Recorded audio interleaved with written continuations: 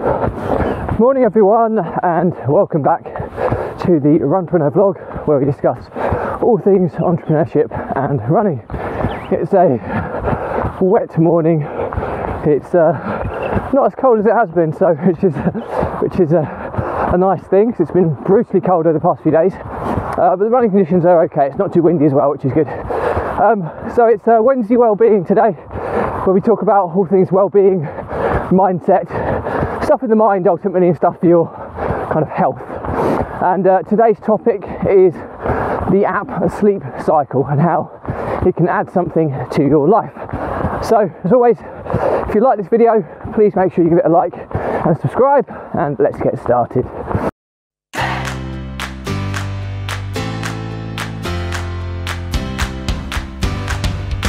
So, sleep cycle, the app, what does it do? Well, pretty obviously, as the name probably gives away, it tracks your sleep. And this is quite a cool app because I don't use this anymore, although I used to use it before I had some wearable tech to track my sleep.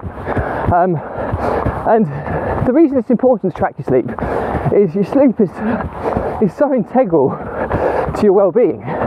If you don't get enough sleep, you feel groggy, you don't feel as energized, you can be less productive, you can be grouchy, you know, all these things are kind of replenished in your body when you get a good night's sleep. And so it's really important to understand that, and so many people probably don't really realise how much sleep they actually need. You can read numerous articles and things on you know, recommended daily amount of sleep that, you know, adults require. A lot of people say kind of 8 hours a day. Some people say less than that, some people say more than that. Children generally need more, but adults, I find it's quite specific to that individual. And if I use myself in particular, when I get eight hours or more, I feel groggy. It's like I've had too much sleep, and it feels like I'm struggling to get myself going. Because when you understand sleep, you understand that it happens in kind of like a roller coaster of the kind of levels of sleep you fall into. There's your kind of light sleep, there's your deep sleep, and there's your REM. REM is ultimately when you're dreaming. You know, you're in and out of these stages of sleep throughout the night, and not that it's consistent, you know, to the point where you can predict exactly when you're going to be in light or deep or REM sleep, because you can't. But you kind of understand the periods of time that you stay in these different stages of sleep, and it's often when you understand that and look at the kind of amount of time, you kind of see a correlation over the course of time, if you're tracking this stuff, of when's a kind of a good time for you to wake up in relation to when you went to bed. So how much sleep do you need in order to wake up fresh? So when you get an app like Sleep Cycle, it's free. You can get the upgraded paid version, where you get some other cool kind of data analytics to do with your sleep. But for kind of 95% of people, just the free app is worth it. And the reason it's quite good is because if you've got a relatively decent smartphone, the kind of sensors attached to that smartphone, i.e. the microphone, if you lay that phone next to your bed at night, it will pick up your breathing patterns. And you might think, oh, how on earth is that accurate? But it's actually surprisingly accurate how detailed how it can pick up where you are in your sleep based on your breathing patterns. So that's kind of how it does it. And all you do is you plug your phone in on charge, as most people will do every night, turn it on, leave it by your bed, off you go to sleep. And when you wake up in the morning, it would have calculated your sleep data. Now, the other thing to do when we talk about the importance of sleep is I always link this to what we call biological prime time. And what we mean by that is you know, what's the optimum? Well, biological prime time is more kind of throughout the day, but what I mean by this when it's in relation to sleep is how much sleep do I need to be optimum level of energy for the day, or optimal levels of productivity. So I talk about biological prime time and tracking the highs and lows of your energy throughout the day, so you can kind of schedule tasks based on your energy levels and the importance of the tasks. But you also have to track your sleep, because even if you think you know your kind of biological, time clock, body clock, if that makes sense, and you have a really bad night's sleep, that will skew the effects of your biological prime time. So sleep does have a massive bearing on that. So what I suggest you do is track your sleep for a couple of weeks and try testing different kind of durations of sleep and seeing which ones you wake up better and you feel better from. And I've done this for a long time now, and I know that if I get between 6.5 and 7.5 hours of sleep a night, I can operate on maximum kind of efficiency. If I get more than 7.5 hours or less than 6.5, I struggle. And I've done this so many times. I constantly track my sleep now, and I track it through a wearable piece of tech called a Fitbit Inspire HR. Everybody knows I'm an Apple Watch guy, but I wear a Fitbit as well because I like the ability to leave it on for days without having to charge it, and I like the fact, especially I sleep in it, so it picks up my sleep patterns from my heart rate, which I find is probably slightly more accurate than picking up breathing patterns. So I've tracked this for a long, long time, and it's these little things in your life that will kind of give you the edge, but so many people don't do them or don't care about them, but the ones that do just get that little edge in their life, and you think of the compounding impact of having that edge can make a huge difference to you as a person, your well-being, your mindset, your happiness, your productivity. There's so many things linked to this. That's why it's so important that you start considering tracking your sleep if you haven't done before. Sleep Cycle app, it's an orange logo, so it fits with my colours obviously, but the other thing about it is if you go for the paid version, you get the ability to kind of tag things throughout the day, so you can kind of, how many you could tag, for example, I drank 3 cups of coffee today, or 2 cups of coffee, or you've felt poorly today, or you've done a lot of driving today, or whatever. You can tag things and you can then start tracking their impact on your sleep. And I did this for a while.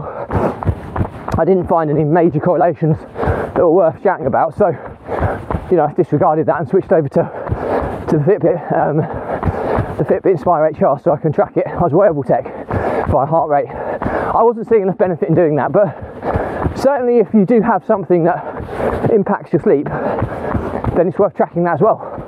And the Sleep Cycle paid app will allow you to do that, so that's a pretty cool function. There's loads of other settings you can kind of play around with, but I wouldn't get too kind of focused on the minutiae here. The main aim here is how much sleep do you get, how much sleep do you need to maximise your kind of well-being, productivity, happiness, all these things that are so attached to sleep. So if I was going to summarise this relatively short episode today, which is good. I've been known to waffle for at length on random subjects from time to time, but if I was going to summarise this, so why do you want to track your sleep? Well, sleep is so important to so many facets of your body, your mind, your well-being, your happiness, your health, your productivity. It's all linked to sleep. So surely it's worth tracking and identifying the optimum amount of sleep you need for you. So number 2, understanding, that sweet spot of how much sleep you need as an individual to operate at maximum capacity. And you think of the compounding impact on your life that a good night's sleep has over the course of time is stratospheric, if that makes sense. It's a huge impact on your life. So so important to kind of understand that. The next thing to understand is that it's a free app. It's completely free to use, and it's just you can get it on iOS and Android. It's an orange logo. It's called Sleep Cycle, and all you have to do is plug it in on charge at night, start the app when you go to bed, and it will do the rest for you and give you really good detailed analytics. So the final thing to do is test sleep over a period of time. So maybe spend a week sleeping at maybe 6 hours a night. Spend a week trying to get 7 hours. I would try it generally in half-an-hour intervals. So I'd try it, 5.5, 6, 6.5, 7, 7.5, 8, perhaps for a week at a time, and then just log how you feel. How you feel? Are you getting tired throughout the day? Are you feeling really good? Are you feeling happy? All these things are linked, and when you identify what works for you, stick to that and integrate that into your cycle. Like I say, I know that I need between 6.5 and 7.5 hours of sleep a night. It's usually between 6.5 and 7. Pushing 7.5 is less productive for me, but as long as I don't get more than 7.5, it doesn't have a major kind of detrimental effect on my well-being. So I hope this has been useful, and as always, if you've got any questions, just drop me a comment. I'll respond to every one. If it's a bigger question, I'll still respond, but I'll do a separate vlog episode and tag you in. And as always, just cluttering up your kind of social feeds and it's irrelevant to you, just unfollow, and it will stop cluttering up your feeds moving forwards. But please make sure before you do that, you subscribe to the YouTube channel, Runpreneur, where all of these episodes in full-length version are released in advance of anywhere else, and you can tap in and out of the different playlists because they're all catalogued nice and neatly. Sorry, my Siri's going on in the background. So make sure you also join the Facebook Runpreneur community, where all of the free resources that accompany this vlog are going to be hosted, so don't miss out there, completely free. So hopefully there'll be some useful stuff in there to help you on your journey. And all that's left to say is that the Runpreneur vlog was set up to help entrepreneurs, business owners overcome the emotions of stress, anxiety and overwhelm by using exercise as a mechanism, or in my case running as a mechanism, to control, manage and thrive under these emotions that every single entrepreneur and business owner experiences. It can often be the difference between success and failure, how well that entrepreneur deals with these emotions. The ones that do it well, have it under control, thrive under the kind of pressure, go on to bigger and better things and become super successful. The ones that don't, pressure starts building up, they bottle it up, pressure starts building, and then something breaks. And it's usually the entrepreneur or the business that breaks. And unfortunately, when either of all break down, it can be terminal to the success chances that your business is going to last the test of time. So I've been there.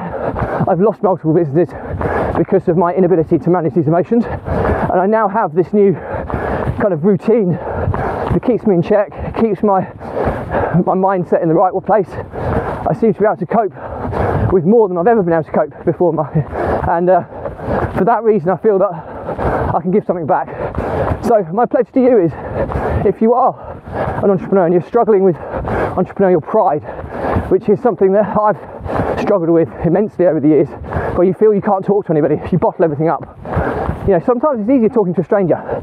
So drop me a line, and I've had several entrepreneurs do this already, and look, there's no catch here.